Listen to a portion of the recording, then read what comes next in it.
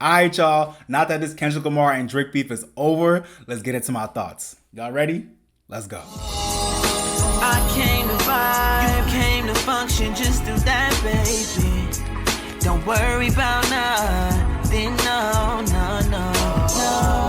What's good, y'all? It's your boy Bright here, the R&B kid, and I'm back again with another episode of On the Bright Side TV. Welcome back. How you doing? Hope you do very well. Listen, y'all, as always, life is lifing, but we got to push forward. We got to keep it moving. So, yeah, I definitely had to hop up on this camera to talk about this Kendrick Lamar and Drake beef that's been going on since forever and ever. But really bubbled up, this spring after, Kendrick and Future and Metro dropped that, We Don't Trust You album with that Like That track. And it really started the Civil War of hip hop. I think this will forever go down as like the 2024 Civil War of hip hop. You know what I'm saying? But yeah, man, I definitely could have hopped up on this camera and talked about it a while ago, but I wanted to make sure everything really happened. I wanted to make sure everything simmered. I wanted to make sure there were going to be no more updates before I just gave my opinion and all my thoughts on this beef. So let's definitely get into it though. But a quick reminder for those of y'all who have not joined yet, please go join my Patreon, go subscribe and join the community. Link down below in the description. On my Patreon, I'll have like my longer exclusive videos for my longer reactions without edits. My bright side mixes and the other videos that I won't have on my YouTube channel, they'll be on my Patreon. So if you love my vibe, if you want the full package, no edits, no, everything uncut, go join my Patreon below. $3 a month, go support, go join the community. I appreciate y'all.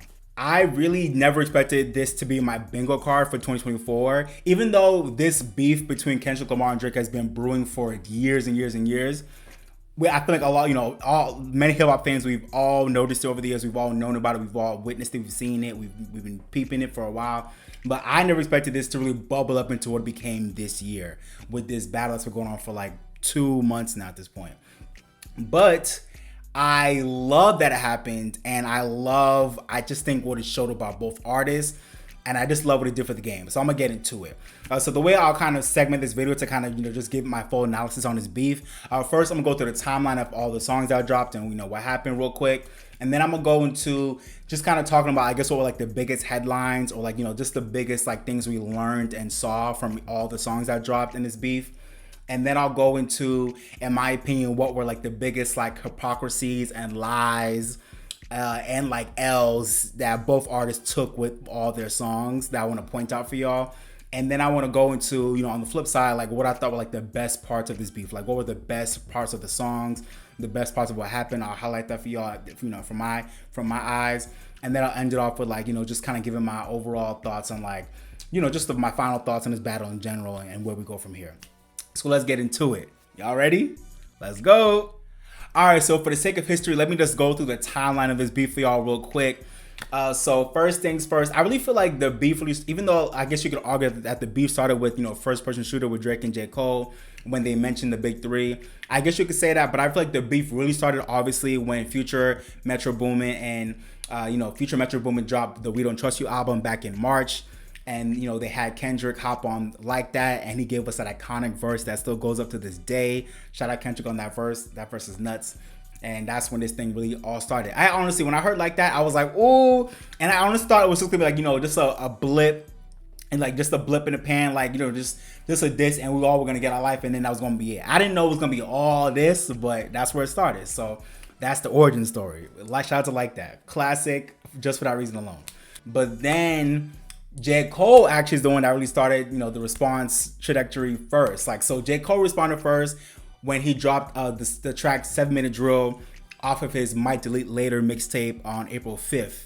So I like that song. I liked his flows, I liked the beat. It wasn't one of J. Cole's best songs. It definitely was not one of the best songs in this whole, group of diss songs. It definitely, to me, is probably the most forgettable moment in the diss as a song. And also because 2 days after, J. Cole dropped 7 Minute Drill, he pretty much was on stage at the Dreamville Fest, and he pretty much was like, yo, honestly, I want to take this song back.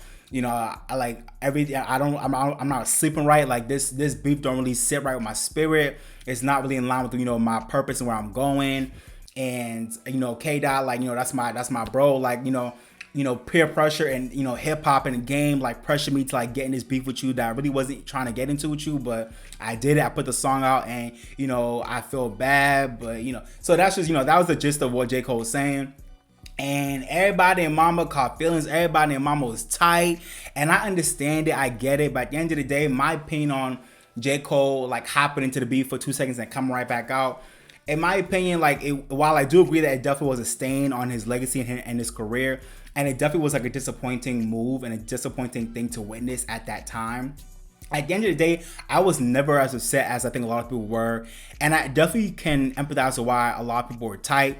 Like, this is hip hop. Like, it's a blood sport. We know we're competitive. It's all about competition. It's all about, getting what you got to do, what you got to do at all, by all means necessary. Like, I get it.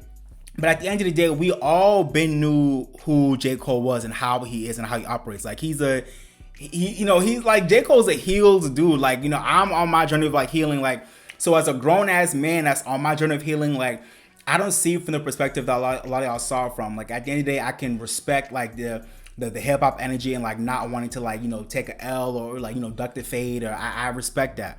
But at the end of the day, like, if this man is telling y'all like I was never really trying to hop into this beef, but the game was pressuring me and everybody around me was pressuring me, and I felt like I needed to, like, this is the toxic masculinity that we talk about, like that you guys are always trying to dispel and eliminate in our culture and in society, but then y'all want to have it here in the name of hip hop. Like, listen, we have enough rappers around, we have enough songs around, like there's enough energy in the game that J. Cole, rescinding that diss song, to me is not that deep, and it's not the end all be all of hip hop. Like, it was never that deep.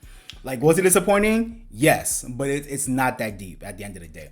I still respect J. Cole. I still love J. Cole. I'm waiting for the next project, and like I said, this definitely will affect his legacy, but I don't look at him as like a whack rapper now, or like he's a whack dude, like he's a pussy. Like, no, like I don't look at it like that. Like, it's not that deep. This man knew himself. He was spiritually, he was in line with his spiritual, with what his inner voice was telling him, and he listened to it. And he said, yo, like this, I do think he was dramatic by saying like, oh, I'm losing sleep over this. It was not that deep, J. Cole, like, relax. But I do respect the fact that he was like, listen, like, this is not in line with my spirit, and I didn't want to do this. Like, I respect the man that's like, yo, this is not really what I want to be on. And even though I felt, I succumbed to it, I'm gonna move past it, and I'm gonna take it back. Like, I respect it. Like, I'm not mad at that. Like, I'm a grown man. Like, word. Like, I appreciate that honesty. I appreciate that, that realness. Like, let's be real about it. So, yeah. So that's my opinion on that. Let me know what y'all thought about J. Cole. Dropping 7 Minute Drill and then taking it back 2 days later. Let me know what y'all think about it. Do y'all think it was like the worst thing ever? Do y'all think it wasn't that deep like me? Like, let me know what y'all think about that. I really want to know y'all opinions down below. So after J. Cole was in it for a hot minute, that's when things really ramped up. And Drake officially responded to Kendrick by dropping Push-Ups, and he put it out on April 19th. That was when I was in LA. Shout out to, I remember that because I was in LA. And he also dropped the Tailor-Made Freestyle pretty much the same day or the same night, I guess. And also, going back to J. Cole real quick, I think it's crazy that J. Cole even hopped in the first place, because really, like, that really wasn't about J. Cole. It was mostly all about Drake. Like, Kendrick's, all of Kendrick's disses and subs in that song were all pretty much, in my opinion, like, mostly towards Drake. Not even really towards Cole. So I think it's crazy that Cole even hopped in the first place. But at the end of the day, like, this is rap, so do what you gotta do. But then again, he pulled right back out. So it's like, there was really no need, especially since it was really mostly towards Drake. But whatever. Yeah. So Drake dropped Push-Ups and Tailor-Made Freestyle on April 19th, and then after that, we had like some weekends and change go by. It was quiet for a little bit, and then Kendrick finally responded to Drake by dropping Euphoria on April 30th. And man, what a moment that was when Kendrick dropped Euphoria. I was lit that day. I was like, oh my God, like this keeps going and going. Like, it was crazy. So after Kendrick dropped Euphoria, a couple days later, he then dropped 616 in LA. Oh man, he dropped it right on Drake head top. So he dropped 616 in LA a couple days later on May 3rd. And then right after that, Drake responded with Family Matters on May 3rd as well. And as well as like a little like Buried Alive interlude part 2, I guess, that was only on IG. I think I did see it, but I forgot like what he was saying, what it was. But I think it was like pretty much like a promo on IG to like have everybody listen to Family Matters, like pretty much. But yeah, so that was a little thing he did on IG, like pretty much that same day. But so yeah, pretty much Drake dropped Family Matters on May 3rd. Then he did the Buried Alive interlude on IG. And then Kendrick Lamar responded like literally like an hour after Drake dropped Family Matters with Meet the Grams on May 3rd as well, which was insane. And to me, one of the best things that Kendrick Lamar did in this beef was dropping Meet the Grams an hour after Drake dropped Family Matters. Crazy. And then after Meet the Grams, Kendrick Lamar dropped Not Like Us the day afterwards on May 4th. Insane. The rest is history. And then Drake concluded the beef as a response to Not Like Us and pretty much everything else that came before with The Heart Part 6, which dropped on May 5th. And then I think Metro Boomin also dropped the BBL Drizzy instrumental on May 5th as well. That pretty much was like a nice conclusion to the beef as well. BBL Drizzy! Shout out to Metro Boomin on that beat. Crazy, iconic moment. And then pretty much, Top, Top Deck Entertainment, Top pretty much said the beef was over on May 10th. So after, pretty much a few days after all the songs had dropped, Top officially claimed that the beef was over and everything was done on May 10th. And that's the timeline of this beef as far as I know it. Let me know if y'all think I missed anything. All right, so now let me go through what I felt like were, the biggest headlines and the biggest things that were like noticed and talked about throughout this whole beef. And again, let me know if I missed anything down below. So I'll try and go in chronological order of all the songs, but I might be, I might not be in some places, but I'm gonna try my best to go in order for the songs. So first up, sign off with Push-Ups. I don't think I was aware, but I guess Drake made it apparent on Push-Ups and I think throughout another song as well, I think it really matters, that he pretty much does not rock with The Weeknd. Let me know if y'all know why. I don't know if I'm out of the loop. I felt like him and The Weeknd were cool. They, Toronto connection. They were cool for a long time. But I think as of recently, like Drake and The Weeknd are not cool. So, Drake made that obvious. So I don't really know why he wanted to mention that. I guess because The Weeknd is like cool with featuring Metro Boomin and he was like on their project. So maybe that's why he feels away. But I'm trying to figure out, besides The Weeknd, hopping on featuring Metro Boomin's albums, if there's anything else going on behind the scenes as to why he don't rock with The Weeknd. I'm not sure. If y'all do, let me know down below. Also, I don't know why the hell Rick Ross jumped into this beef, but he did. And he dropped, what was the song he dropped? Let me see. It was called, I forgot when he dropped it. But Rick Ross dropped, he dropped on April 13th. Champagne Moments, I guess. Obviously, white boy, you know what I'm saying? he don't rock with Drake, which is crazy to me because they have such amazing chemistry. They made so many iconic hits over the years, but Rick Ross don't fuck with Drake no more. It is what it is. But yeah, so Rick Ross jumped in at some point, obviously against Drake. But I love how Drake was like pretty much like, I don't know why Rick Ross jumped in when I gave him like all of his hits. And I thought that was just something that, to me, that I gagged on it because like, it's kind of true. Like, obviously Rick Ross got mad hits without Drake, but a lot of Rick Ross's hits are, have Drake involved. So it's like, yeah, man, that gagged me. Also, definitely got to talk about Drake using AI to manipulate Tupac and Snoop Dogg's voice at the beginning of the Taylor Made freestyle. In my opinion, this is a murky thing, and I actually love to debate about this with people. To me, this is one of the most fascinating things that happened during this whole beef. Because I can admit that while I think, Drake making that move, to me it was executed well, conceptually and musically. I think musically, Pac and Snoop Dogg's voice fit that track very well. Conceptually, I love what he was doing on that track, pretty much using, Pac's voice to like get at Kendrick. Even though like, Kendrick and Pac have a really dope shared legacy in a way. So kind of exploiting that, I think, was a really genius move to try to like, mentally get at your opponent. I think it was a really smart move in terms of, just the optics and just like, I think it was a really cool move, conceptually and musically. But unfortunately, even though while I can admit that, I can agree to that, if I were Drake, I would have never done it. And I do think it was a bad move in terms of, I just think it just felt like it was way too out of bounds and it was way too disrespectful of a move when thinking about Pac's legacy and his estate and the fact that I'm pretty sure Drake never got permission from Pac's family, his estate, and just thinking of Pac's legacy, like Pac is like, you don't touch Pac. Like for you to think that you could just bring Pac into this beef that Pac ain't got nothing to do with was just really, really low on Drake's part. And even though, he honestly kind of did it well, it was just really distasteful. It was really disrespectful. That's how I feel about it.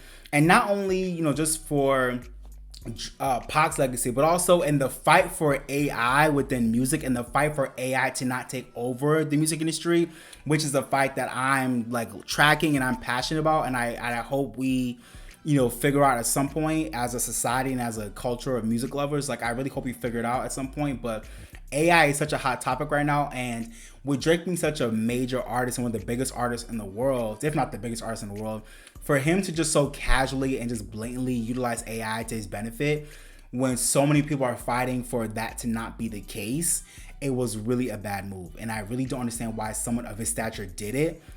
He probably was thinking it wasn't that deep, but it really is deep. These things have ramifications, and you're setting an example for artists, under you who are trying to get to where you're at, to think they can use AI when they feel like it or to their advantage for a track or for a moment, when the artist that they're probably, using the voice of or whatever didn't agree to it, doesn't want it, or it's just it's a slippery slope that I don't think we should not be. I don't think we should be like encouraging the use of AI in this way until we have it fully figured out as a full society, musical culture. Like until the powers that be figured out in terms of the redlining of contracts and splits and all that stuff behind the scenes. Like until all that's figured out, Drake doing this was a bad move in my opinion. But let me know what y'all think. But I definitely want to talk about that. So that's where I stand on it. But let me know what y'all thought about Drake using Pac and Snoop Dogg's voice on Taylor Made Freestyle. Especially because I feel like Taylor Made Freestyle wasn't even like one of the highlights of this beef. It's like, damn, you did all that for like a track that wasn't even really, I don't think it's going to go down as like one of the best moments of this beef. So, And then moving on to Euphoria, definitely one of some of the biggest headlines obviously was, just Kendrick declaring iffiness around Drake's blackness, which I think is one of the main themes that we heard from Kendrick this whole time, which I appreciated. I love the debate it started. But yeah, Kendrick's pretty much just like, yo, like Drake, like you would never had no FUBU in your collection. I make music that electrify him. You make music that pacify him. Like I love that line because it's so facts, and I love that Kendrick really broke it down. And I don't think Kendrick was really attacked Drake's blackness. I think it was really more so just him taking Drake to task on, you are a black man, but whatever you utilize your blackness for and the way you connect with your blackness, I have questions on the way you've connected with your own blackness and how you've now portrayed that to the entire world. I think there's a disconnect. I like that Kendrick took Drake to task on that because I think that's a really fair thing to think about and to question Drake on is like, listen, like let's talk about you and your blackness and how you connected to it and how you flaunt it around because you're technically black. But at the end of the day, your upbringing and the way you move and the way you carry yourself speaks a different it tells a different picture. I think that's a great thing to talk about and a great thing to debate. And I would love to personally hear Drake's response to this, not on a track, but in real life. Yeah, so Kendrick pretty much came at Drake's blackness, but not really attacking his blackness, but attacking his relationship to his own blackness, which I think is a difference. And pretty much saying, we don't want to hear you say nigga no more. That took me out. So I love that. Also in Euphoria, I think Kendrick just aired out the fact that Drake got beef with Pharrell and that he would ride for Pharrell, which I appreciate because period, because Pharrell's an icon, like we're riding that dawn. But I also am trying to figure out what did Drake do to Pharrell, like why Drake and Pharrell got beef. I'm pretty sure it's some bitch shit that Drake did, but I don't know what happened. If y'all know the details, let me know down below. But yeah, so apparently Drake got smoked with Pharrell and that was exposed as well. And also, can we talk about it? Gunna catching a stray in Euphoria. What did Kendrick say? He said something like, I know some things that will make Gunna want to look like a saint. Crazy. I don't think it was that deep that Gunna caught a stray, but it was funny. I don't think it was that deep though. So Gunna, don't be offended. It was good wordplay in my opinion. And then obviously on Euphoria, Kendrick alleged that, Drake got, ab surgery and BBL, BBL drizzy. So that's obviously one of the biggest things. I don't know if it was one of the biggest, but at least one of the big things that Kendrick has been alleging that's been on Kendrick's side. You see him saying Drake got a BBL. He got ab surgery, mad plastic surgery going on. So, what's it giving you a grown ass man getting plastic surgery, trying to pop ass with Sexy Red and all these other chicks out here. So what's up? Crazy.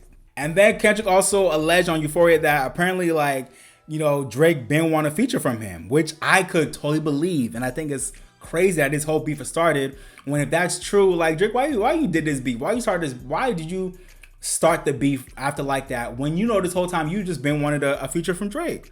I'm not saying it's true, but I could believe it. Come on, man. Damn. And then Kendrick was just claiming that Drake, is a deadbeat and don't know nothing about raising his kids, which gagged me because I'm like, we've seen Drake with the Donnas from time to time, but not as much as we probably should. I don't know, but I love that Kendrick brought that out. Let's talk about it. And then moving on to 616 in LA, to me, one of the biggest parts of that song was just Kendrick talking about the fact that Drake got mad dudes in his camp who are just moles and who are clowning him behind the scenes and waiting on his demise and praying for him to praying for his defeat in the beef, which I could believe. I don't know. These are all allegations, but I could believe that. But I love that Kendrick edited out. He's like, yo, you got mad people in your camp that are really not rocking with you. So what's up?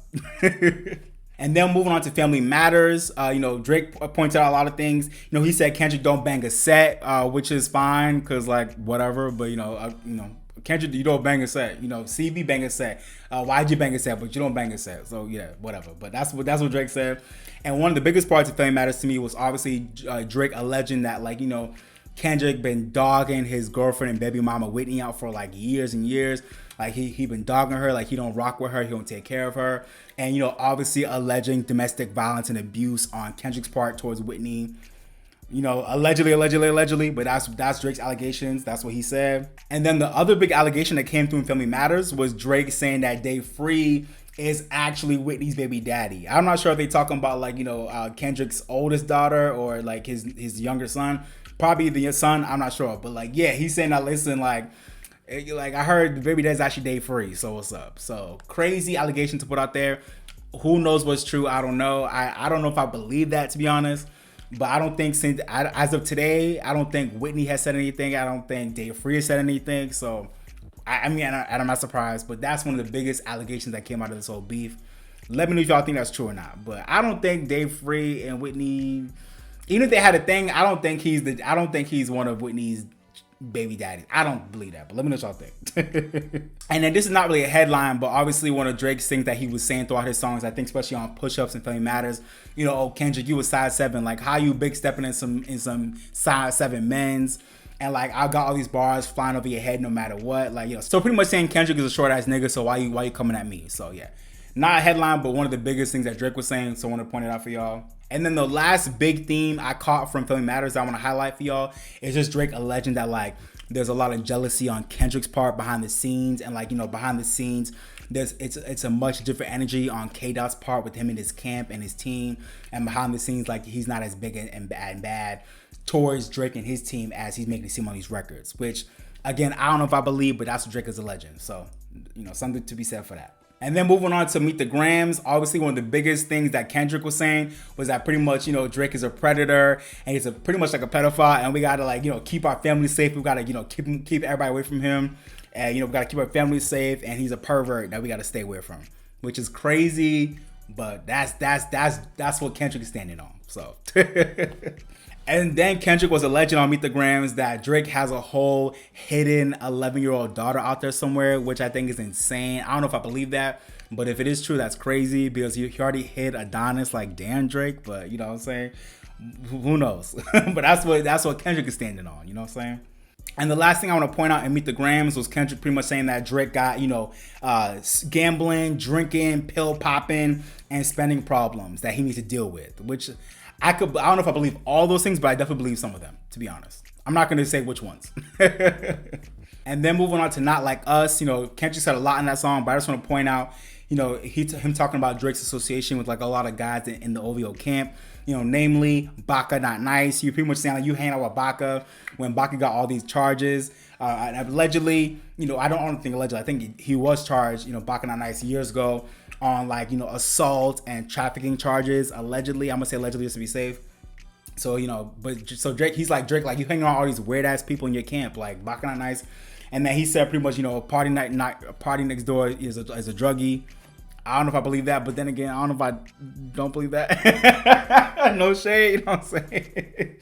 So yeah, he pretty much saying, Drake, you're a weirdo, and all the guys you hang out with are weird as hell too, and Not Like Us, which loved it. And then the last big thing I want to mention, Not Like Us, was, Kendrick saying that Drake, I don't even know if this is alleged, because I think even Wayne admitted to it, but he was saying that, Drake was pretty much fucking on Wayne's girl when Wayne was locked up, years ago, back in the late 2000s, when Drake was first coming out, when Wayne was locked down, Drake was hanging out and, hooking up with and fucking Wayne's girl back in the day.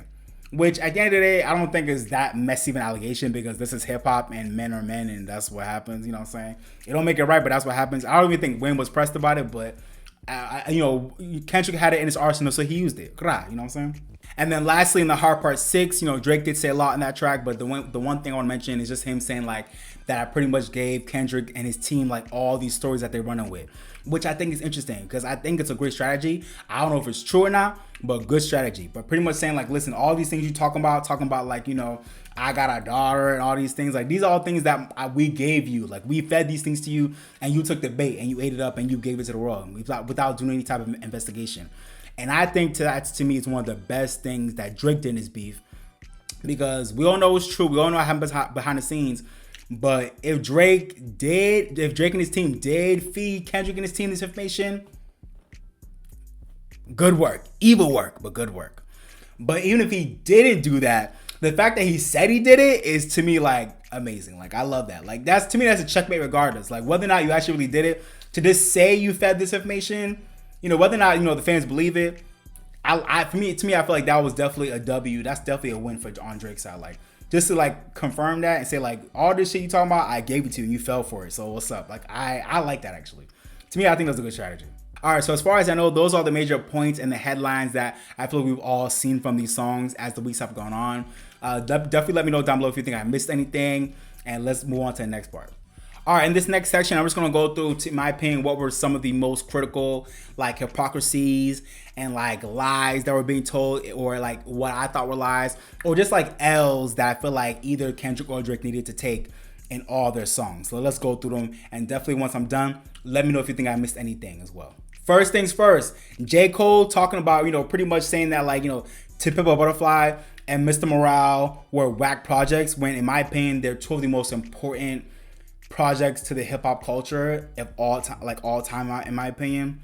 Like, J. Cole, you didn't mean that. Like, why say that? So, you know what I'm saying? Like, come on. And he was talking about Kendrick only has, like, one hard verse every 3 months. Like, J. Cole, I love you, bro, but stop it. And on push-ups, I don't know why Drake was talking about, oh, Kendrick, you scared of Taylor Swift. Like, T Swift dropping this week, and that's why we ain't heard from you. That's why you ain't dropping. Like, Drake, that was a waste of bars, and that was a stupid thing to bring into the beef, because why would Kendrick Lamar be scared of Taylor Swift dropping? First of all, Kendrick Lamar and Taylor Swift have collaborated before, so I'm assuming they're cool. And why would Kendrick be scared to drop one song that will be directed towards you compared to Taylor Swift, who was dropping an entire double album that same week? Like, why would Kendrick be scared to drop a song versus an album? Like, Taylor Swift was gonna take over the headlines that week anyways, but guess who also took over the headlines that same week Taylor dropped? You and Kendrick beefing. So why would Kendrick be scared to drop a song because Taylor Swift was dropping an album? That shit don't make no sense to me.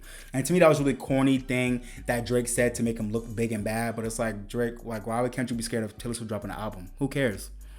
If Kendrick was dropping an album, that would be a different story. That would be something you could be like, oh, okay, you scared to drop your album the same week Taylor Swift dropping. But then again, that's not even a diss, because everyone in the industry will be scared to drop the album the same week Taylor Swift dropped an album. Even you said it yourself. So why is that a diss towards Kendrick, when even you said yourself that you move out the way when Taylor Swift is dropping? So if you yourself move out the way, why should Kendrick feel embarrassed that he can move out the way when Taylor Swift drops? That don't make no goddamn sense.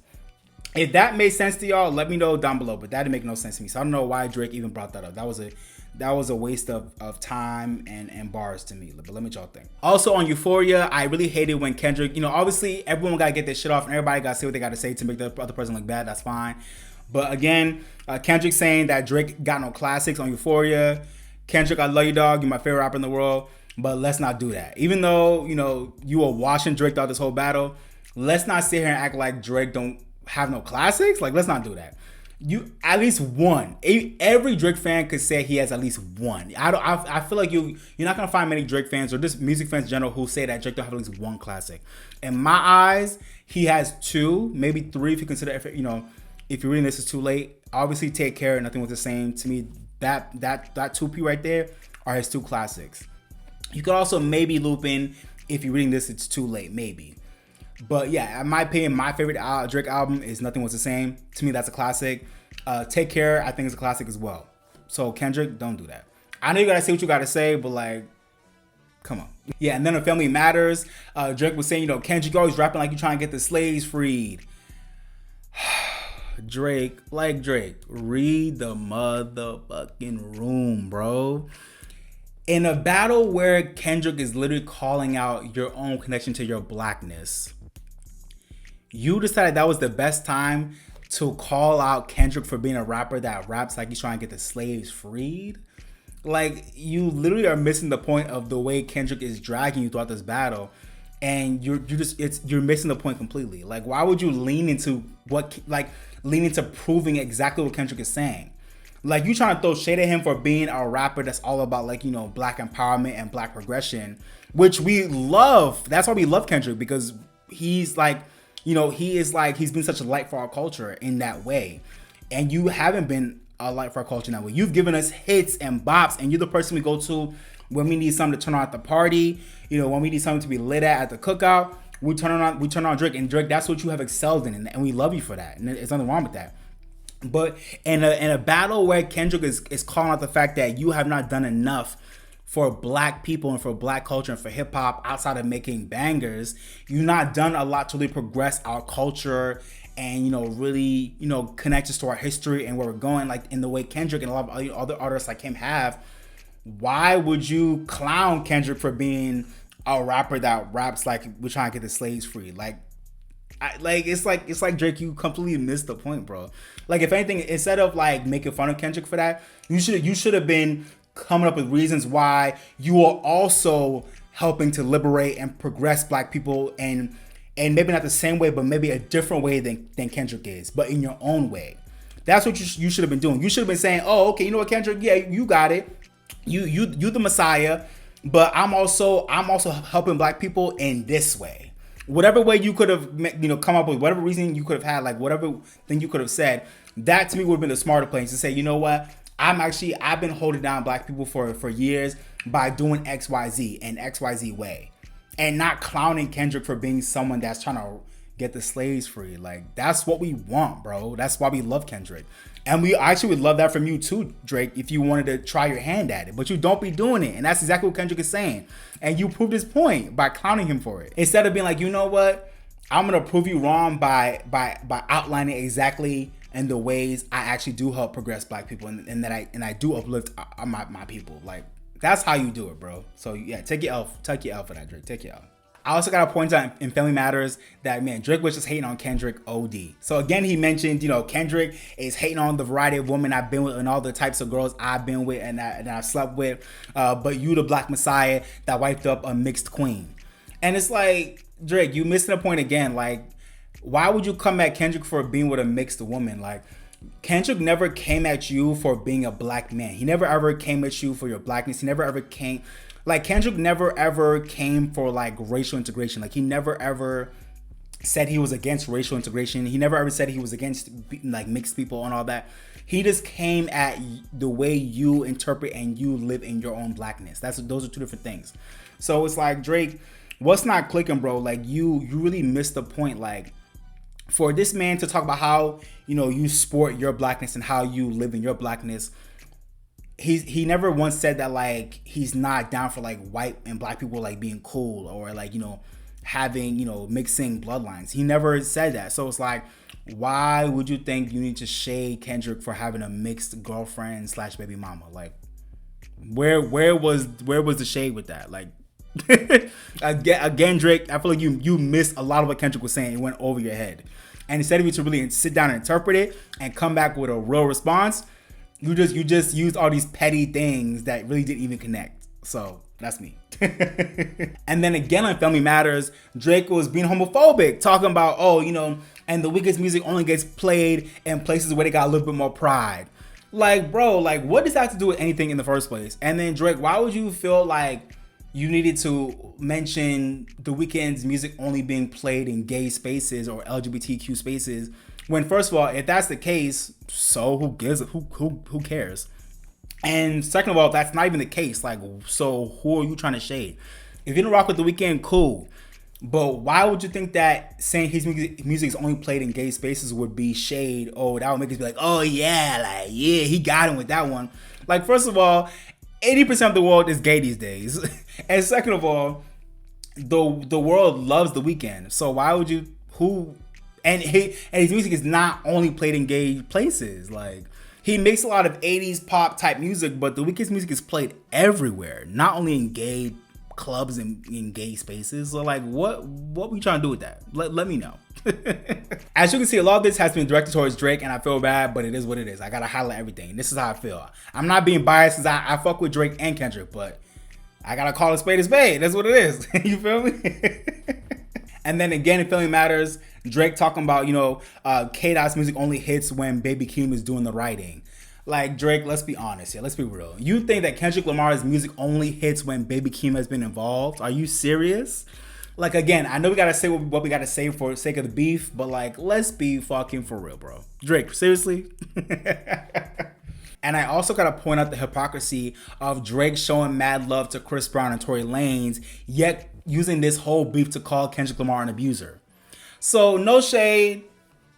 Drake, if you really think it's such a bad thing and you have to expose the fact that Kendrick is an abuser, then why are you showing love to Tory Lanez and Chris Brown on Family Matters and other songs in the beef? And this is not to be messy like at all, because I rock with Chris Brown, Tory Lanez, whatever. Yeah, but this is not to be messy, but this is to call a spade a spade. Like, if we're gonna keep that same energy, we gotta keep that same energy across the board. That's how I feel. Like, and that goes for all people. Like, if you're someone that is say, oh, I don't mess with abusers, then across the board, we gonna keep that same energy. It don't matter who we talking about. Don't show favoritism to people that you like or that you rock with or who you're affiliated with, and hide their abuse, and then prop up someone else's abuse who you don't like just to use it against them. Let's not do that. Keep that same energy across the board. If you against abuse Drake, then as much as you're trying to call out Kendrick Lamar for his alleged abuse, then don't show love to Chris Brown and Tory Lanez, who have actually given the world proof of their past abuse to women. Like, what are we doing? You know what I'm saying? And then kind of related to that, on Kendrick's side, I gotta call it out, Kendrick. As much as I've got my life to Kendrick calling Drake a pedophile and a predator and abuser, that this whole time I've loved it. I've got my life like everyone else has. Kendrick, same thing. We gotta call a spade a spade. If you want to call Drake an abuser and a pedophile and a pervert and all that, we have to keep the same energy, because I love how I didn't really notice it. I didn't clock it, but a lot of people also clocked how in Kendrick Lamar's history, he had Kodak Black on Mr. Morale and the Big Steppers, and Kodak Black has had his allegations of abuse and being a predator and all that. He's had his allegations, and he supported R. Kelly back in the day when there was all that stuff going on with protesting his music being on streaming services. Like, I think Kendrick was a big part of the group of artists who were supporting him and not having his music being taken down. I don't remember if that was the case or not, so I didn't do a deep dive into this, but a lot of people did dig up research and find that Kendrick not only had, Kodak on his last album and gave him a whole feature, but he showed love to R. Kelly back in the day when he was going through his stuff with, his music being taken down. So it's like, Kendrick, again, I for the love of the beef, I'm here for it. Oh, Drake, you're a predator, you're a pervert. Cool. But we gotta keep the same energy across the board, bro. You've also had affiliations with people who have been alleged or shown proof to be perverts and predators. So let's keep that same energy. You know what I'm saying? Just want to point it out for y'all. Moving on to the hard part 6. I also hate that Drake clowned himself so hard by trying to say that Kendrick revealed to us that he was abused and Mother I Sober, and that's why he's like trying to call out Drake's abuse of being a predator and all that and a pedophile. And he's like, oh, you're just saying all this because you're trying to take shine away from the fact that you've been abused, so that's why you're trying to come at me. And it's like, Drake, Kendrick Lamar never ever admitted to or said that he was the one that was being abused in Mother I Sober. If I'm wrong, y'all, let me know. I didn't run it back to make sure I'm right about this. I apologize. I should have ran it back. I've not heard Mother I Sober in a long time, even though I love that song. But as far as I remember, that song wasn't talking about Kendrick being abused. He was talking about other people, his family, other people that he knew going through abuse and telling him about it, and him kind of just like processing it and working through it and putting it on wax for people to relate to and to connect with. Like, Kendrick didn't, he didn't admit to himself being abused. So for you to try to like manipulate that and act as if that's the reason why he's coming at you, Drake, that was petty, that was low, it was unnecessary, and it was sad to see, in my opinion.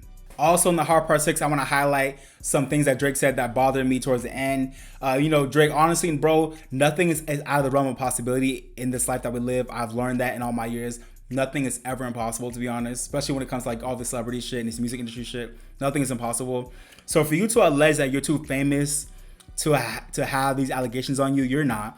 You are one of the most famous artists in the world. You are one of the biggest artists in the world. But even you're not too famous to avoid these allegations. Like, you're trying to say you can. Like, so don't say that. Like, you're definitely not that famous. I mean, you are, but you're not. You know what I'm saying? And he also said like, oh, like, how could I have been doing all these? How could I have been an abuser and a pedophile and a predator all these years and not gotten caught and not, and no one was out here clocking me? Like, It's like, Drake, why would you even put that up as first of all, I don't even know why Drake even like highlighted that and really brought that attention to himself in that way. To me, that was weird. But also, like, Drake, you really think that like you couldn't have easily been an abuser or a predator or a pedophile or whatever the hell, Kendrick has been alleging against you?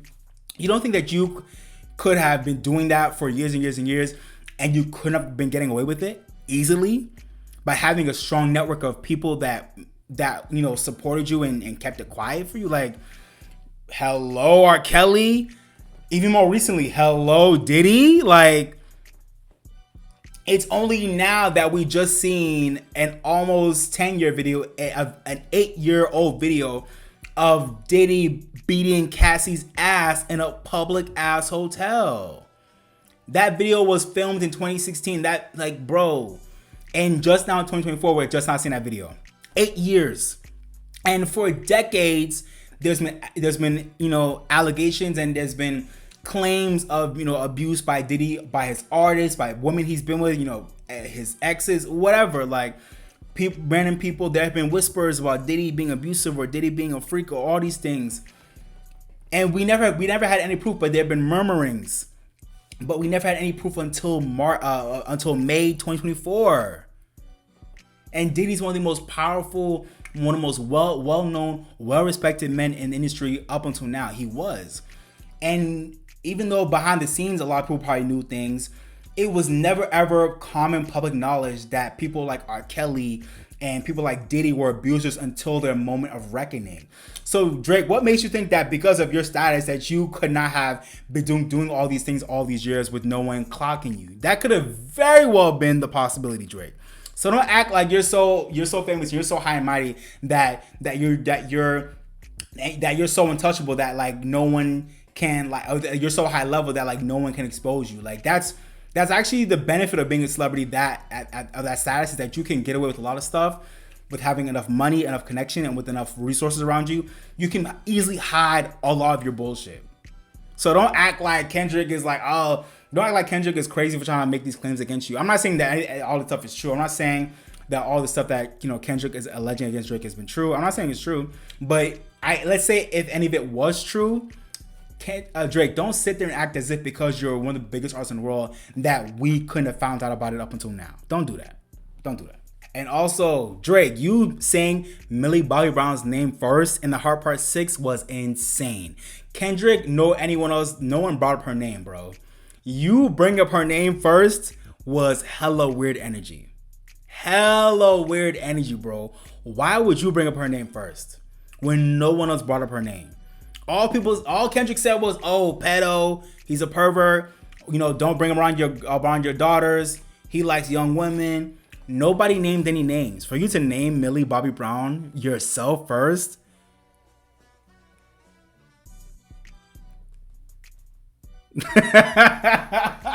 And the last thing I want to say, this is not really an L or a hypocrisy, but the last thing I'm curious about is where the hell does Kendrick go from here now with the Heart series? Like, now that Drake did the Heart Part 6, like, does Kendrick do the Heart Part 6 for his next The Heart? Or is it the Heart Part 7? Like, is it the Heart 6.5? Like, what do you do from here? Y'all let me know. All right, now that I talked about the negative stuff, let me talk quickly about all my favorite parts and to me what were the best parts of all of these songs. First up, and Like That, I love how Kendrick's like, your first one was a light pack. Nigga, Prince outlived Mike Jack. I love that part. To me, that was a very messy line, just in terms of, thinking about, the legacies of two of our greatest, artists that have not passed away. I don't like kind of bring them into it, but it was clever wordplay on Kendrick's part, so I appreciate it. Definitely great wordplay. And I do think it was a dope comparison to really think about Kendrick and Drake being, I guess, in the rap sense, the Mike and Jack of our time, because they really, the Michael Jackson and Prince of our time, because they really are.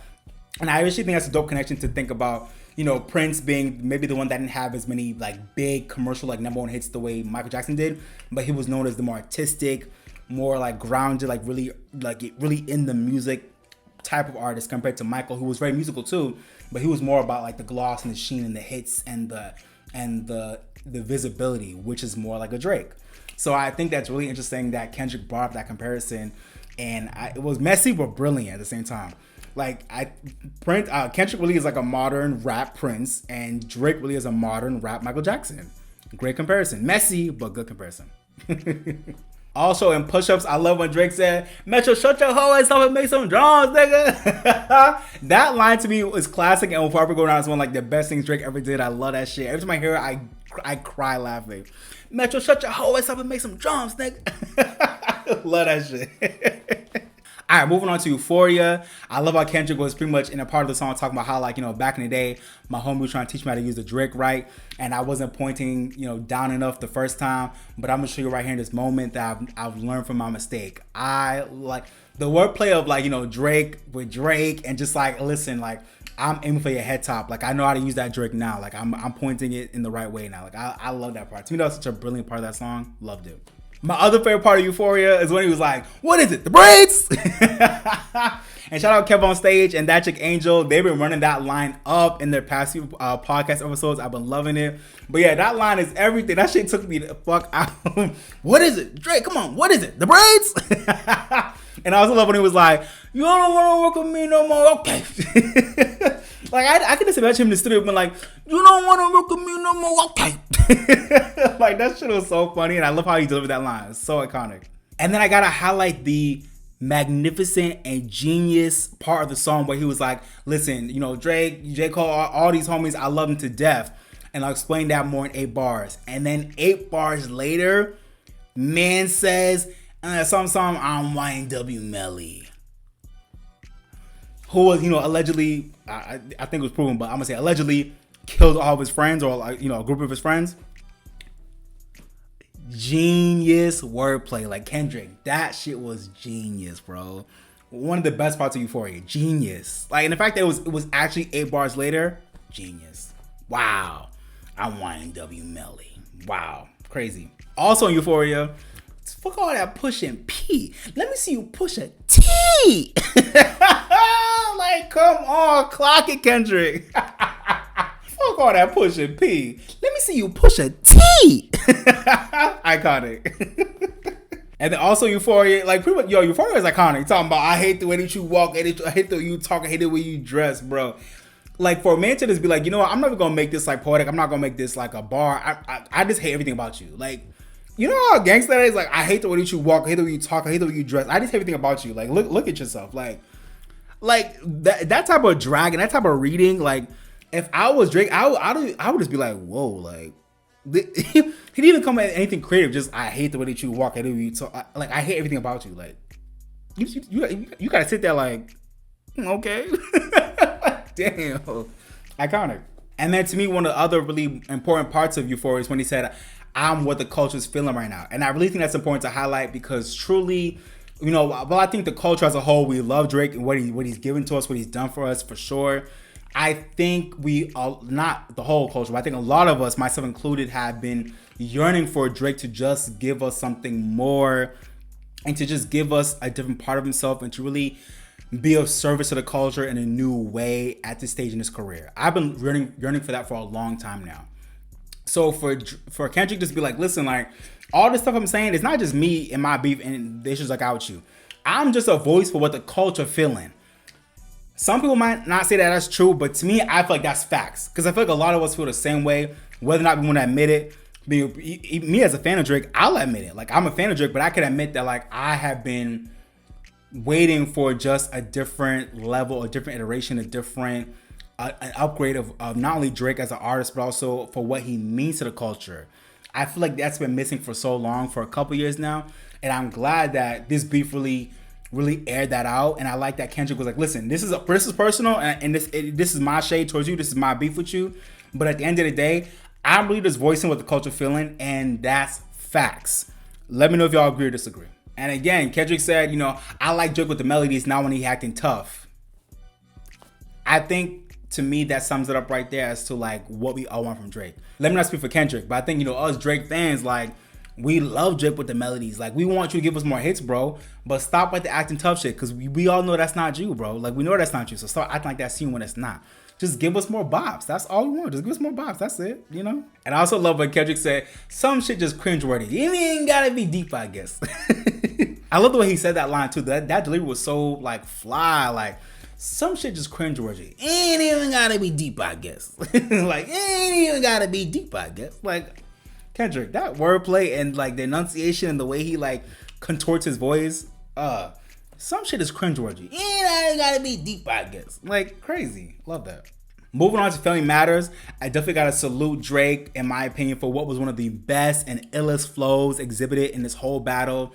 And that was in the middle of Family Matters. On that second verse, Drake was going crazy. His flow was nuts on that part. I loved it. Like he was like in a crazy pocket on that second middle section of Family Matters. Crazy. So I definitely want to salute Drake for that. Amazing. And I also loved how he high-key threw shots at Rick Ross and A$AP Rocky in that song too. Crazy. Like like the strays that Rick Ross and A$AP Rocky caught in that song like had me crying. Like, why you doing them like that, bro? I also love how Drake said Cole losing sleep on this, but it ain't me on Family Matters. I love that. And then on Meet the Grams, like, let's talk about the assassination that was Kendrick talking about, like, dear Adonis, I'm sorry this man's your father. Like, woof. And then he talking about, like, to Drake, Drake's parents, like, to Sandra and, to Drake's dad, like, why would y'all have this man? Like, why would y'all raise him to be this evil, sick, perverted man who's a master manipulator? Like, woof. Like, the way Kendrick did not come off of Drake's neck on Meet the Grams, especially, like, talking to his kid and his family. Like, oh, my God. Just saying, like, why would y'all raise this horrible person? Like, y'all should have did a better job. Like, I wish y'all, like, never gave birth to him. Like, y'all should, like, Pops, you should have put a condom on. Like, why'd you give birth to this man? Like, craziness. We also got to talk about Kendrick pretty much outlining the fact that Drake pretty much needs therapy, not only for his sake, but also for Adonis' sake, which I really love because facts. I just loved how he laid it out in the song too. He's talking about like, living in your parents' mistakes and, all the generational curses that come along with that. And he's talking about Adonis, let me be your mentor because your dad ain't stepping up to the plate. So like, let me do it for you. Like crazy. He talk about, never cutting corners. Like, if you want to get in shape, do your push-ups. Like, don't do what your dad did and get surgery. Like, that shit was so savage and crazy. But I loved the overall message of like him being like, Adonis, like, I got you. Like, your dad is not, he's not, he's not the king that he needs to be for you, but I got you. Like, that shit to me was like one of the biggest mind fucks that if I were Drake, that would have like really hit me. Like, I don't know, like Drake can be secure in his fatherhood, but I feel like no matter how secure you are in your fatherhood, like the way Kendrick was just flaming Drake for needing therapy for, him and Adonis' sake and just pretty much being like I'm gonna be a better father figure to you than Drake ever was to you. Like, that shit to me, like, that would have phased even me. Like, even if I was secure in my fatherhood, like, that would phase me. So I gotta salute Kendrick for that savage part of that song. Like, it was crazy. And even him saying, like, Adonis, as long as you follow what I'm saying and you listen to these words, like, you're gonna grow up to be better than your dad. Like, crazy. I also appreciated, Kendrick airing out and talking about, like, weird stuff that goes on in the industry that I would really love to hear more about from him and also other artists that want to come out and talk about stuff. He was talking about pretty much like, people like, different artists and people of power, like grooming and like, housing different victims and then streamlining them and making vids, to push their agendas when it comes time. Like, we all know there's weird shit that goes on in the industry, and I would love to hear more of Kendrick's perspective on that and just what in that specific topic in particular, like, I can see a lot of weird grooming shit behind the scenes where people just, are using these people and then, making videos of them. Like, I can see all that happening. So, yeah. And I feel like we're seeing it in real time anyways. So, yeah, I appreciate that. I also loved how in Meet the Grams, Kendrick was flaming Drake for, abandoning his alleged daughter in a cycle of neglect from his own abandonment issues with his dad, which I love that. To me, that's another place where I just think you can strike your opponent and just get him in the jugular with like something that sensitive and that deep for you. I love that. To me, that was a great move.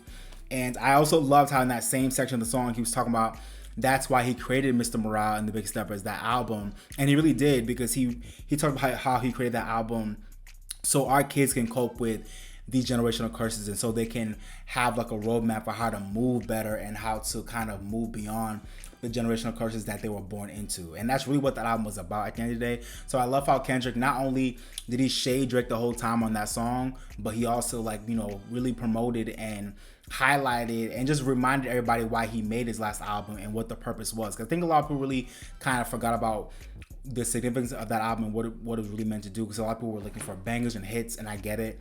But that album, to me, like I said before in the video, is one of the most important albums that I think of has come out in the genre of hip hop, just in terms of what that album was talking about, the way Kendrick approached the subject matter, the way it was put together. Like, it's a very important album, and to me, it's one of the most therapeutic and one of the most fully realized albums I think I've ever heard from a rapper, just about black trauma, but not in a way where it's like, okay, so this is black trauma, that's it, but also in a way where it's like, this is black trauma and this is how we move forward. Like, a brilliant project. So I love that he like reiterated that in Meet the Grams. Brilliant.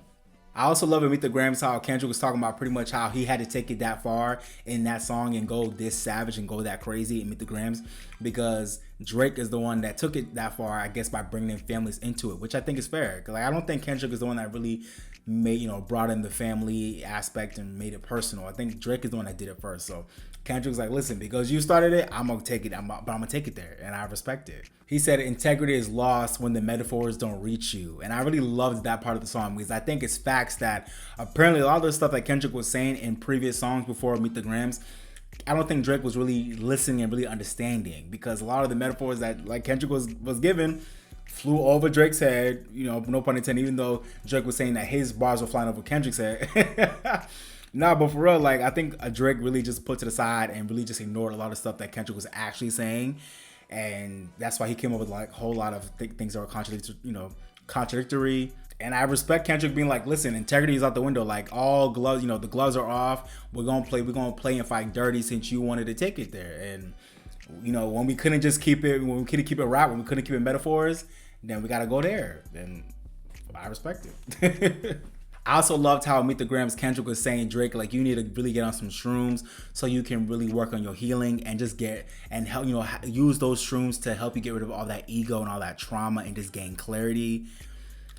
To have such a thuggish but like healed and mature read, it's just so refreshing and so amazing to see in today's age of hip hop. Like, to see one of the dopest rappers in the game, not just like going hard at you, like, barring you up, but really talking about, you know what, man, you need therapy, you need shrooms, like, you actually need to get right with yourself. Like, it's so 2024, but I'm rock with it, and that's what I love about Meet the Grams, is I feel like it's such a time step as to how we operate now in society compared to like the beefs of like, the 80s and 90s and 2000s. Like, they wouldn't talk about no shrooms and therapy, but like, that's such a modern thing now, and I love how Kendrick kind of embedded that modern flair to this beef, and I love how he did it. One of my other favorite bars in Meet the Grams was when he said, identity on the fence, don't know which family will love you, and the skin you living in is compromising personas. Just like, oh my God, like, Kendrick, like, leave Drake alone. Damn.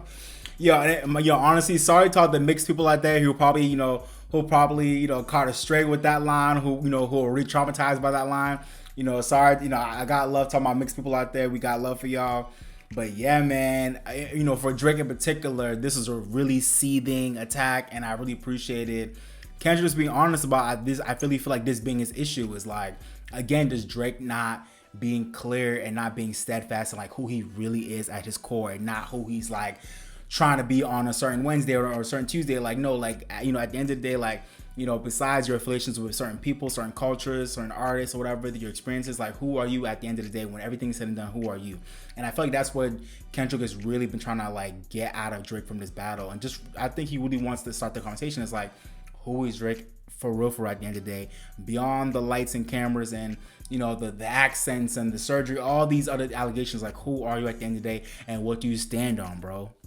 That's it. You know what I'm saying? That's it. And again, like, he was going crazy in Meet the Grams. Again, he said, take that mask off. I want to see what's under them achievements. Exactly. Like, that's what I'm saying. Like, that's literally what he wants. Like, he just wants to take the mask off and show us who you really are. Besides all these achievements, all the number ones, besides all the hits, all the accolades, like, who are you, bro? And he's saying, why I believe you. You never gave us anything to believe in. Going back to, again, like, what has Drake done for the progression of black people and our history and our culture beyond giving us bops, which is important, but beyond that, like, what have you really done for us? You know what I'm saying? That's what Kendrick's asking. I don't think Drake ever really answered it, which is the funniest part of this whole thing. And he also said, and Kendrick also said, fuck a rap battle. This is a long life battle with yourself. Damn, like, word. I would be so tight if I was Drake. Like, damn, this man really came at me and Meet the Grams. Like, shit. Moving on to Not Like Us, I want to highlight just a few things I love about the song. Beyond the Fire I Speak, which I'll get to a little bit later. But obviously, probably my favorite line in the song, trying to strike a chord, but it's probably A minor. Like, that line is so iconic. And whether or not the allegations are true, and if they're not true, I feel bad for Drake, because this line to me is just so iconic, and we'll all be singing it till the day we all get old. Like, people, like, we will be. That line will be going off for a decade. Like, that line to me is already cemented in hip hop history. Like, trying to strike a chord, but it's probably A minor. Like, it was just such good wordplay. Kendrick, like, delivered it so well. It was just so perfectly, it was so perfectly delivered. Like, such a good line. It was fire, catchy. The way, like, the way his voice sounded on it, it was so perfect. Probably my favorite part of that song. Like, I'm pretty sure it's your favorite part of the song too. So iconic. I feel bad for Drake, but at the end of the day, amazing. And it's probably A minor. Nuts. And overall, for Not Like Us, I don't feel like there was anything like really crazy new that was revealed in that song. There was a few things, like nothing that was like really that big in my opinion that was revealed in that song. But man, what a finale. I mean, there was the Hypocrisies, but like what a finale, in my opinion, like what a real finale Not Like Us was. Like, what a finale to this beef. You know, we still got the Hypocrisies afterwards, but I feel like Not Like Us was like the real finale of this battle, in my opinion. In terms of just like momentum and like, you know, strategy and just like the actual song itself, yeah, like it was definitely the finale of the battle. And for this being such a diss track, the fact that it's an actual like hit, besides it being a diss, to me is what's like so amazing to see. Like, I don't think we've ever had a diss track that really felt like it could be a hit, and it'll still be ringing off like decades from now. Like, and I feel that way about Not Like Us. It's been number one. It would have been on number one for 3 weeks if it hadn't been for Post Malone and Morgan Wallen's song. But at least it did hit number one, which is insane. I think the first diss track in the history of music to hit number one, I think. And yeah, it's an actual hit. Like, it's a diss track, but it's an actual hit. So shout out to Kendrick for doing that. I didn't think he would. If anything, you thought Drake would have been the one to give us the number one hit out of this beef. You know, give us a bop where you also coming at Kendrick. But no, Kendrick is the one that gave us the actual hit out of this beef that we'll be, you know, rapping to and singing to like years from now and decades from now. Like, that's so cool to see. But in my opinion, another reason why Kendrick really was the one that just really did it right in this beef, in my opinion. And Kendrick's flow was going stupid on the verses. Like, I mean, we've seen that flow before. Like, it's nothing new. But I appreciated just seeing Kendrick really just not be on some chill shit, but really going like hard. Like, you don't often see like Kendrick go hard in this type of way. Like, he'll rap fast or whatever, or he'll rap passionately. But I feel like he was in a different type of bag on Not Like Us. On those verses, he was in a different type of bag. It was quirky, it was fast, it was savage, it was gutter. Like, you could tell he was trying to really get at Drake, but it was still like style. It was still like stylistic and just a vibe. Like, yeah, I just loved his flows on the verses. Like, it was so dope. Loved it. And then besides A minor, my other favorite part of the song, bring your ass nigga, need to steady ass inside. Bring your ass nigga, he a 69 guy. Bring your ass nigga, he a 69 guy. Hi, run for your life. Like, that shit is so catchy. It just goes off. And again, regardless of whether or not it's true, like, it just goes off. Like, we gotta appreciate it, man. Say, oh, be ho. Now stab this way. Oh, such a good song, man. Not Like Us goes off. And the last part of Not Like Us that I want to talk about is, to me, what's one of the most important parts of that song, besides the fact that it's a bop, was Kendrick just talking about Drake being a modern day colonizer and just being a whole culture vulture for Atlanta. And really, you know, just like how the settlers came to Atlanta back in the day, you know, history repeating itself, and Drake being a modern colonizer by always, you know, going to Atlanta and using Atlanta and, you know, Atlanta's artists and the culture to, you know, just like ramp up and like, you know, use to his advantage to ramp up his street cred, to ramp up his, you know, his brand and his clout and his place within hip hop, and just using the artists and using the culture to, you know, to increase his position in the game, while never really giving as much back to Atlanta and other places like in Atlanta. So I really love the historical context that Kendrick brought into that banger by just talking about our history and how we've been colonized in different ways, and how Drake, even though, you know, he's also a black man in his own way, in his own way in this modern day rap game, has been like a modern day colonizer. And I think that's a strong like word and term to use, and a strong phrase.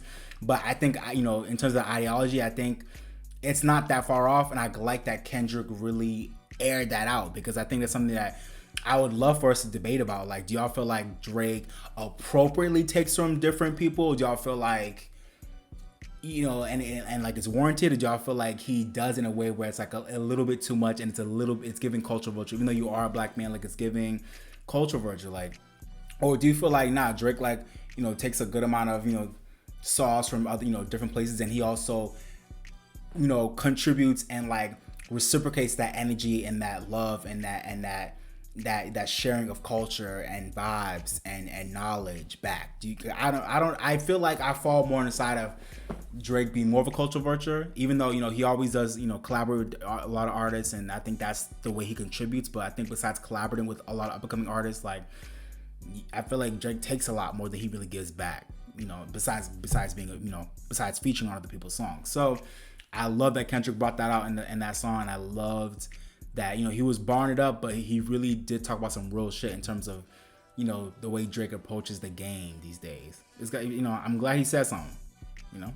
All right, so those are my favorite parts of all those songs. To me, that I just wanted to, you know, list out for y'all like the best moments of all the songs. So that was that.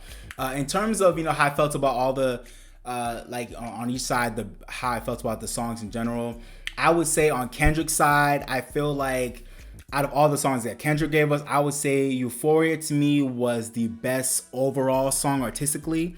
I think Euphoria, you know, when it's all said and done, I think Euphoria will be the best overall song that Kendrick gave us in this saga, artistically, just as a general song.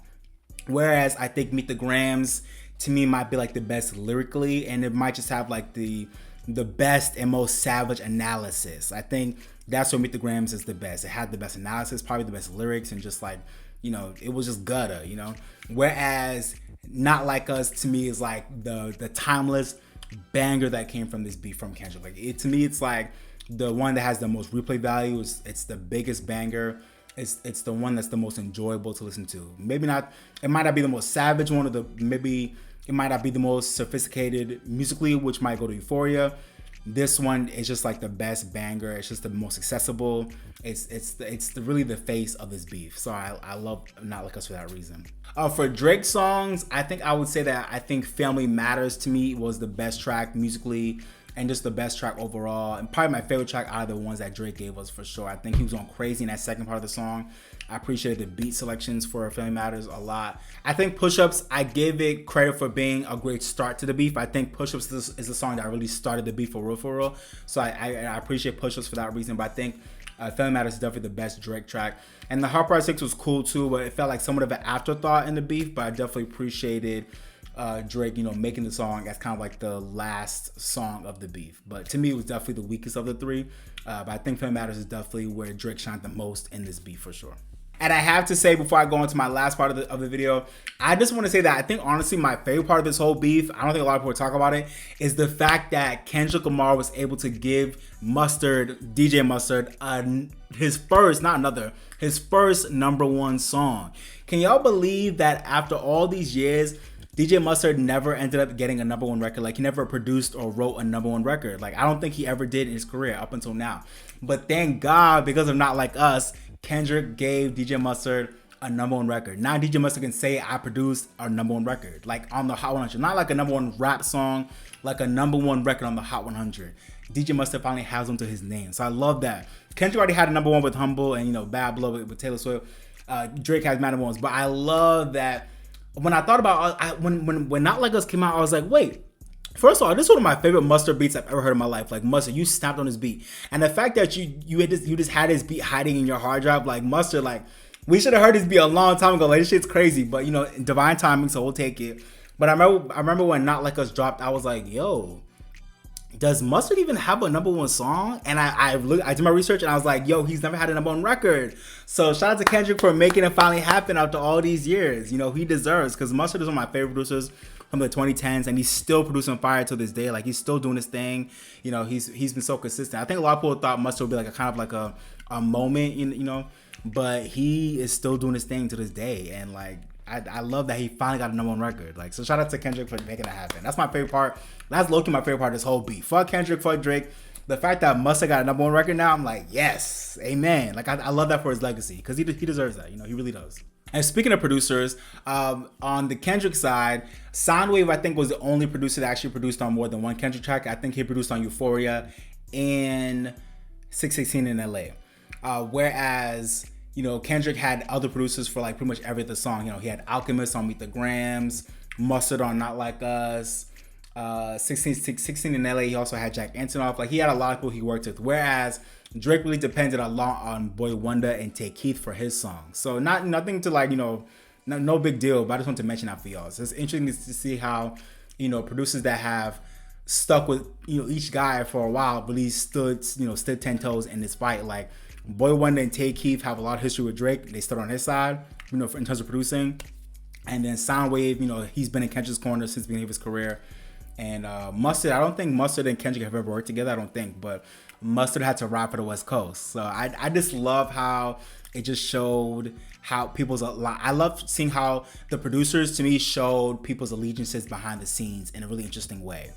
All right, I'm going to end off the video with just giving y'all my final thoughts on, you know, who I thought won, my final thoughts on the battle overall, and what I just think are the repercussions and the consequences for hip hop. So let's get into it. So if it's not obvious by now, I am obviously on the side of thinking that Kendrick won this beef, in my opinion. I think it's clear as day. I will say that I am a little biased because I'm more of a Kendrick fan than I am a Drake fan, but at the end of the day, I still am a Drake fan. So it's not like I feel like I am still somewhat objective in how I felt about this beef because I'm a fan of both artists, even though I am more of a fan of Kendrick. I definitely think Kendrick won this battle by far. I think Kendrick took this by a landslide, and I'm glad he did. And not because I was like rooting for Drake's downfall, but I think the right person won this battle, and I think he did it in a better way. To me, I think Kendrick won this battle because I just think he had a better showcase of his craft. I think he showed that he, at the end of the day, while Drake is a hit maker, I think Kendrick showed that he has a better degree of being a song maker. I think Kendrick's song making ability was beautifully displayed throughout this battle, more so than Drake's ability, even though Drake can, you know, spit out a #1 pop hit, you know, in his sleep. I think, you know, in terms of artistic ability, artistic input, the hunger and savagery that Kendrick displayed on these tracks, and just, you know, the strategy that he implemented against Drake. I just think across the board, I think Kendrick was just firing on all cylinders way more than Drake was. I think Drake definitely, you know, did his thing in all these metrics for sure. But I think when we think about, like I said, you know, the hunger and savagery of the bars and just the energy in the tracks, the artistic input that was shown on the tracks, the song making ability, just the overall craft, the craft of, you know, of emceeing and barring it up and your metaphors and you know, I just really feel like, and strategy with, like, you know, things said and timing, and I just think Kendrick was just on the money the whole time, I think, in all these places. And Kendrick definitely, you know, Drake did his thing too, but I think Kendrick was just really the one that, to me, he stood on business and he really did what he had to do in all these ways. So in my opinion, Kendrick won. But, you know, I definitely gotta salute Drake, and I won't stand for anybody sitting here acting like Drake was like completely washed or like he didn't like hold his own, because that's not the case. I think Kendrick won by a landslide, but I still think that Drake held his own, and I definitely think he was a worthy competitor throughout this whole beef. Like, I definitely think he, you know, throughout the whole thing, I think Drake was a worthy competitor for Kendrick. In my opinion, Kendrick is one of the dopest MCs, one of the dopest rappers, you know, just artistically in the game right now. So for anybody to go against him, I would be scared, for anybody. But for Drake being one of the biggest artists in the world, even though, you know, he's in a way different stratosphere in terms of, you know, commercial, you know, love from the world, at the end of the day, when we're just talking about just rap, just music, Drake can definitely come down from his, you know, his high horse in the heavens of being a #1 hit maker in his sleep. He can definitely come down with the real, you know, with the real MCs, with the rappers, with the artists. He can come down and he can battle. Like, he can do that. And I definitely think, you know, while he still lost, he definitely held his own. And I think he was a worthy competitor. And he was keeping up with Kendrick in terms of, you know, every time Kendrick, you know, he put out a song and Kendrick did, and he, you know, he was definitely, you know, he held his own in the battle. But I definitely think at the end of the day, he just lost to Kendrick. I think just being a better artist. I think Kendrick had a better strategy. He had a better vision for how to do this whole beef. And I just think at the end of the day, like, Kendrick made better songs. And just like whether like beyond the allegations of what was said, how they were said, I think both of them, like I already showing you on the video, both of them I think said a lot of things that were not true and are probably not true and were just, you know, dramatic and just, you know, just to catch ears and just, you know, just for hearsay and all that. That's the name of the game in the beef, so whatever. But besides anything that was like that said that wasn't true, anything that was just a lie, anything that was bullshit, just in terms of the musicality of this beef, the strategy, all that, just the hunger, like I really feel like Kendrick excelled in all those metrics. So in my opinion, Kendrick won his beef. But let me know what y'all think won. Let me just harp on J. Cole real quick. In terms of this beef's effects on J. Cole's future moving from here on out, I don't think J. Cole really will be affected by him stepping in and out of his beef for 2 seconds that much. I don't think it'll be that bad. I think by the time J. Cole gives us, you know, the fall off, hopefully sometime this year or next year, I think he'll be just fine. I think, like I said before, him pulling that move is definitely a stain on his legacy, but I don't think it's going to be enough to derail his whole career or for people to not take him seriously anymore. I think we still respect J. Cole as an MC. A lot of people might look at him differently, but I don't think his artistic ability will be affected by this. And if anything, it might shift how he'll work on promoting and rolling out his next album. Maybe, I don't know. I hope not. But I don't think in the grand scheme of things, I don't think this will affect J. Cole that much. But let me know if y'all think I'm wrong, and let me know if y'all think J. Cole is forever cooked and forever done. Let me know what y'all think. And in terms of Drake, I really don't think Drake losing, and I think a lot of people agree that he lost a battle. I don't think Drake losing this beef will be a stain on his career as much it'll be a stain on his legacy. So when I say that, I mean, like, I think obviously when it's all said and done, by the time I'm old and gray, I think, you know, all my friends, all my homies, like all my, you know, people who love hip hop like me, when we look back on this time in history, I think we'll all be like, damn, like, even though Drake was definitely like one of the top artists of our time, like he definitely like solidified and definitely to me is like one of the poster children of our generation musically. Like he held our generation down and he probably still will continue to do it. I think we'll all look back and be like, oh, but damn, yeah, Drake took a major L with that beef. Like, I think that's going to be forever the narrative. That's going to be forever the narrative. It is what it is. But at the end of the day, even though Drake got to take this L for losing a beef, I don't think this will make that much of an impact in his ability to still have a thriving career commercially. Drake still got that pop audience locked in. They're not going nowhere. They never would have anyways. So as long as Drake can give us a nice little summer bop this year, or just, you know, give us a bop soon, I'm pretty sure he'll give us something this summer. As long as he can continue to give us, you know, these islandy, melodic, you know, accessible, dope, easy, vibey pop bops, and still give us, you know, even the, you know, the hip hop shit, like. But I just think all Drake needs to do is just to give us hits, and he'll be fine in terms of his career. Now his legacy, that has been stained, and I don't think he can come back from that. But I think he'll be fine as an artist if he can just continue to get into his bag of making, you know, bops. Like if he can just give us hits this summer and for years to come, I think he'll be fine. Like I think we'll always give Drake the side eye of like, oh man, you lost to Kendrick though. But as soon as he give us a bop, we'll be rocking at the cookouts. So we rock at the pool parties. Like we'll be rocking the clubs to whatever Drake want to give us, like we've been doing for years. So I don't think that'll change that much from this beef. I don't think that'll change. But I definitely do think his legacy will forever, you know, his legacy as a rapper and as a participant in this sport called hip hop, I think his legacy will always be affected by this beef. But at the end of the day, I don't see why Drake won't continue to give us hits for years to come, regardless. But let me know what y'all think. I also want to talk about the effects of this beef and the consequences for hip hop in terms of regionality, because I think it's something that I want to talk about more. Is how I feel like this beef really exposed the current state of where hip hop is in terms of regions. Because, you know, back in the 90s, it was the East versus West Coast, you know, Pac versus Biggie. But these, you know, with this beef, Kendrick was on the West Side, held down the West Side. And I feel like, you know, everybody in LA has been like lit ever since Not Like Us dropped in. Everyone's been saying, even people from LA, like they feel like there's a whole new energy in the city, you know, from Kendrick winning and from Not Like Us and so on and so forth, which I love for them. But, you know, this is not like an East Coast versus West Coast thing, because this is, you know, West Coast versus Toronto and Canada. Because, you know, and I think it's interesting that, you know, Drake is, you know, one of the main people in this beef, because Canada and Toronto has never really had that much of infrastructure when it comes to hip hop's legacy. Like it's still being built out. Like it's still being built. It's still being formed. It's still being made, that legacy, that infrastructure, with people like, The Weeknd and Drake and Party Next Door and Tory Lanez before he got locked up and so on and so forth. Like, that legacy has been building. But, before this new generation, there was never really a strong, infrastructure of hip hop legacy and hip hop artists and, moments and history from, Canada and Toronto specifically. So I think it's interesting that this is not an East Coast versus West Coast, but really a West Coast versus Canada, which is weird. And then on top of that, the East Coast is not really involved like that. So this is an interesting battle in that sense. And then, but you also have, other places coming in like an ATL coming in with 21 Savage and Metro Boomin and Future. And just, Kendrick even talking about the fact that Drake is a cultural vulture to a lot of, our people from Atlanta and artists from Atlanta. And then you have Rick Ross jumping in. So you got a little bit of Miami, there's a lot of other people that kind of hopped into this battle. Cole hopping in for a hot second. That's more of the South, North Carolina.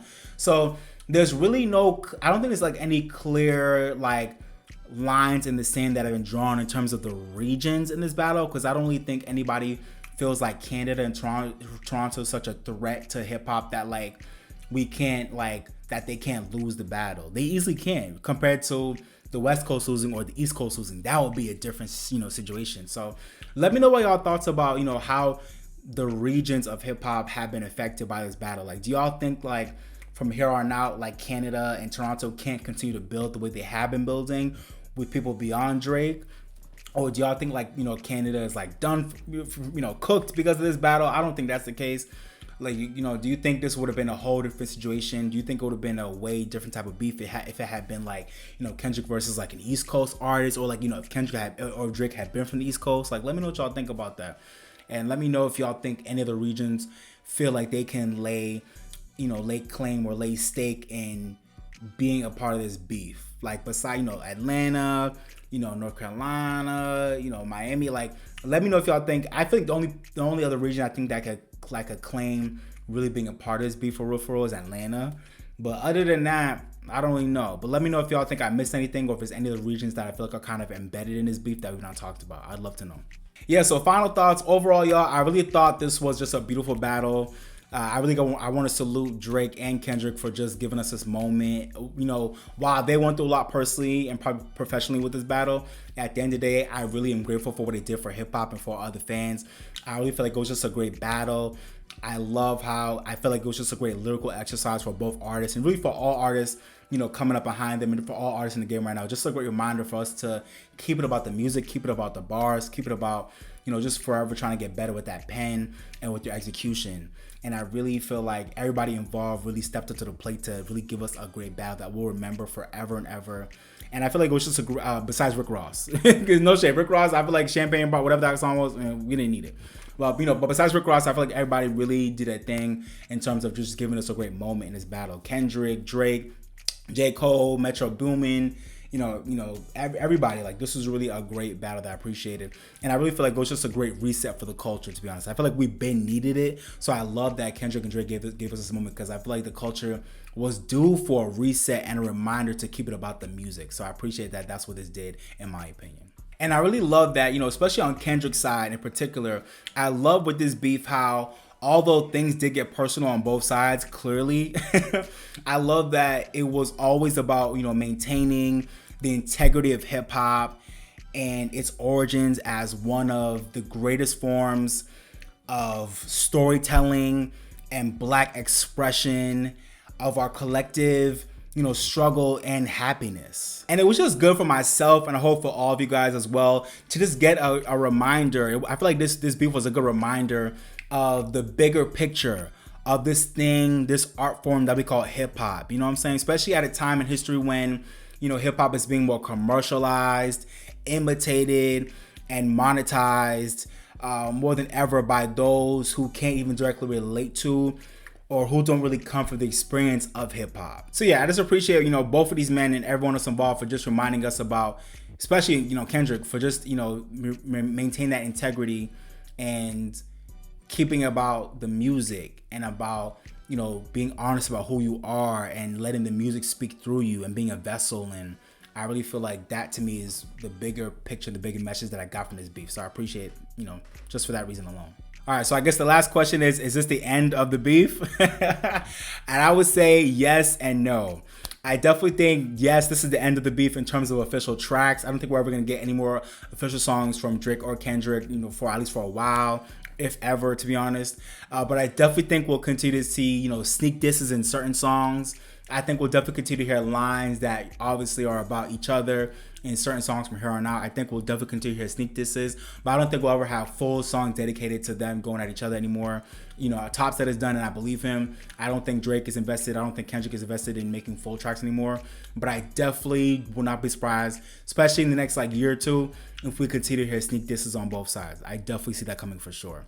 And also, other people involved as well. Rick Ross, J. Cole. I feel like, Future, Metro, but I feel like The Weeknd. I feel like I definitely won't be surprised if I hear some sneak disses from all these people involved, not just Kendrick and Drake. So, this is gonna be an exciting next couple years for hip hop to see. I feel like we'll always be kind of waiting to hear more from this beef. You know what I'm saying? So that's kind of exciting, but also sad that. To see that there's so much, contention in hip hop right now, but at the same time, I think it also makes things exciting, and I think it's been kind of a nice little, like I said, it's been a nice little reset for the culture. I'm a peaceful guy. I like peace and positivity. That's what I'm about. But at the same time, I will admit that even though I would like for all these men to just get along and just figure it out and make it work, at the end of the day, if it's gonna make the music better, and if it's gonna make the culture, just kind of have a nice little reset, if it's gonna make us, kind of more on our toes more, I appreciate that, because I feel like we kind of need that right now, so I'm not mad at it. And I really don't think we'll stop seeing sneak disses and hearing sneak disses until there's some type of in-person truce or makeup between especially Drake and Kendrick. If that ever happens, we'll see. I doubt we'll ever see in our lifetime, but it could happen, but I'm not gonna hold my breath for it. Do y'all think y'all will see Drake and Kendrick have a truce at some point? Let me know down below. All right, y'all, so that was all my thoughts. I know this was a long video, but I appreciate y'all for sticking out with me. Those are all my thoughts on the Kendrick and Drake beef. What a time to be alive. What a moment in history that this was. I'm glad I talked about it, give y'all all my thoughts on it. Let me know down below what y'all thought about this beef. Y'all think Kendrick won? Y'all think Drake won? Let me know what were your favorite songs, your least favorite songs. Let me know just all your thoughts about the beef. Let me know how you thought, Kendrick did. Let me know how you thought Drake did. What were your favorite parts about the songs? Just give me all your thoughts below. All your thoughts on the tea. All your thoughts on allegations. Let me know what y'all think down below. I really want to know. I appreciate y'all. And if you haven't already, don't forget to like, share, and subscribe. And go join my Patreon, okay? Appreciate y'all. But all right, y'all, this has been your boy Bright, the R&B Kid. Thank you for watching. But for now, I'm signing off, baby. Bye, y'all. Peace. I came to vibe, you came to function, just do that, baby. Don't worry about nothing, no. I came to vibe, you came to function, just do that, baby. Don't worry about nothing, no. Relax just a little bit. You don't gotta worry, you can just